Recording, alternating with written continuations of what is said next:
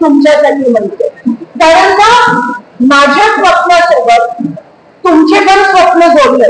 माझं स्वप्न काय, तुम्ही तुमची कामं करणं, तुमची स्वप्न पूर्ण करणं हे माझं स्वप्न आहे.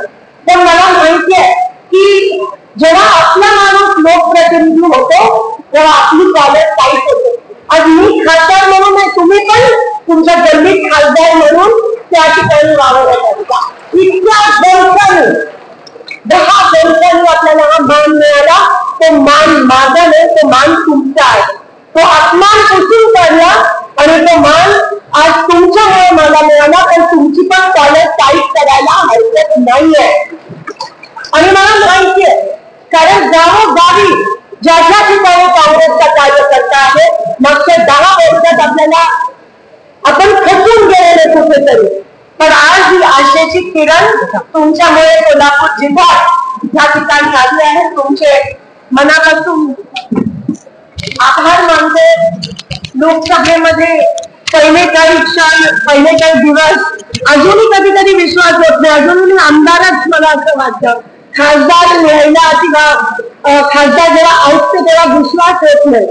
आणि ही आमदार तुमच्यामुळे झाली, तुमच्यामुळे 3दा आमदार झाली. आणि आमदारकीमध्ये जेवढं काम केलं किंवा तुमच्या आशीर्वादाने जे काम केलं त्याच्यामुळे लोकांनी विश्वास ठेवून खासदार म्हणून ग्रामीण भागात निवडून दिलं. ग्रामीण भागामध्ये त्यांना माझ्या कामाचा अनुभवच नव्हता, पण केवळ तुमच्यामुळे त्यांनी माझ्यात विश्वास ठेवला. आणि आज जेव्हा मी 3दा आमदार झाले तेव्हा मला कळतं की खासदारकी किती मोठी असते. ते आमदारकीचा एक मतदारसंघ असतो, तो गुणिले 6 म्हणजे खासदारकीचा मतदारसंघ असतो. 6,80,000 लोक तुम्हाला मतदान करतात, ही काही चेष्टा नाहीये. आणि अतिशय गांभीर्याने मी तुम्ही दिलेली ही जबाबदारी पार पडणार आहे. तुम्हाला माहिती आहे माझ्याकडून काही चूक झाली किंवा कामात काही दिरंगाई झाली तर कान धरून खाली बसवा. ती ताकद तुमच्यात आहे, ती ताकद विसरू नका. सदा पुणेजी तुम्ही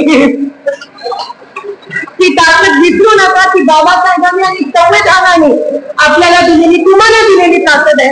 जसं या इलेक्शन मध्ये दाखवून दिलं की लोकशाही काय असते, तसं लोकप्रतिनिधीवर पण घटक केलं की तुमचं काम असतंय. कधीच विसरू नका.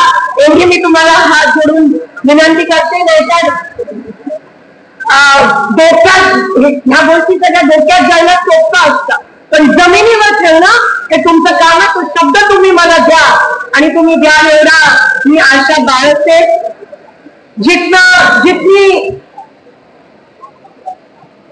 जितना बड़ा संघर्ष उतनी ही शानदार जीत. आणि तो संघर्ष तुम्ही सगळ्यांनी इलेक्शन मध्ये खूप जणांना त्रास झाला, दमदाटी होते, काही ठिकाणी आम्ही कमी करतो, बीजेपीचे लोक सुटत फिरत होते. आणि मला माहिती आहे की तो त्रास तुम्हाला माझ्यामुळे सहन करावा लागला, त्याबद्दल क्षमा असावी. शहरी भागामध्ये थोडंसं ध्रुवीकरण जे भाजपने प्रयत्न केला त्याचा आपल्याला इफेक्ट दिसला. ध्रुवीकरण, पोलरायझेशन, दोन जातींमध्ये भांडण लावण्याचा प्रयत्न हा भाजपने केला. तुम्हाला माहिती आहे माझ्यापेक्षा जास्त. योगी आले, मोदी आले, अजून कोण आलं, सगळे आले, पण कोणी टिकलं नाही. पण त्यांना माहिती होतं की त्यांच्या हातातून निवडणूक गेली होती आणि म्हणून त्यांनी असं ठरवलं तर त्याला शेवटी काय करावं, तर जाती जमातीमध्ये भांडणं लावूया. आणि हे त्यांनी केलं. आणि काही प्रमाणात मला असं वाटतं शेवटच्या 2-3 दिवसात काही माझ्या कानावर त्यांच्याकडूनच मॅनेज होऊन लोकांनी शहराचं वातावरण बिघडवण्याचा प्रयत्न केला. आता 3 महिन्यामध्ये विधानसभा निवडणूक आहे. भाजप हा प्रयत्न करणार आहे. कृपया हात जोडून विनंती करते, ह्या गोष्टीला बळी पडू नका. शेवटी नुकसान आपल्याच होतो. आपण सगळ्यांसाठी आहोत. काँग्रेसच्या प्रत्येक कार्यकर्त्याला मी विनंती करते, घरोघरी जा आणि जर ध्रुवीकरणाला लोक बळी पडत असतील, अयोध्यामध्ये पण त्यांची सीट आली नाही. हे तुम्ही सांगा लोकांना. अयोध्यामध्ये पण येऊ शकली नाही, जिकडे त्यांनी एवढं मोठं मंदिर बांधलं तिकडे पण सीट भाजपची आली नाही. कारण का तिकडच्या लोकांची जमीन घेतली पण त्यांना मोबदला मिळाला नाही. परवा मी लोकसभेमध्ये अखिलेश यादवजी त्यांचे एमपी तिकडे निवडून आले आणि त्यांनी सगळा खुलासा केला की भाजप तिकडे का नाही निवडून आली. लोकांच्या जमिनी घेतल्या, त्यांना मोबदला मिळाला नाही, झोपडपट्ट्या उद्ध्वस्त करून टाकल्या, लोकांना त्या ठिकाणी पाणी नाही, राशन नाही, काय नाही. आणि म्हणून त्यांनी भाजपच्या विरोधात समाजवादी पार्टीला इंडिया अलायन्सला मतदान केलं. आणि म्हणून तुमची गरज आहे, तुम्ही जाऊन घरोघरी सांगा की जात पातीवर इलेक्शन होत नाही, इकडे बीडी कामगार, यंत्रणा कामगार भुके मारतायत. आणि अशा वेळेस भाजपला फक्त ही गोष्ट जर सुचत असेल तर ते लोकशाहीतला सर्वात मोठा पाप आहे.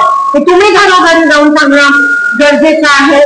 माझा जो अनुभव आहे मागच्या 3 इलेक्शनचा, आता काँग्रेसला महाविकास आघाडीला 6 पैकी 4 मतदारसंघात लीड आहे.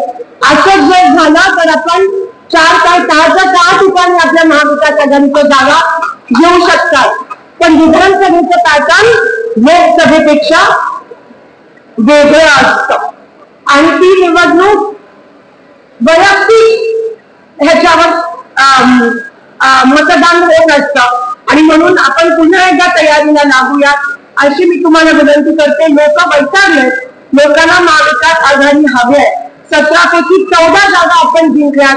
आता विधानसभेत पण पूर्ण सोलापूर, लोकसभेत 6च्या 6 जागा महाविकास आघाडीला मिळायला हरकत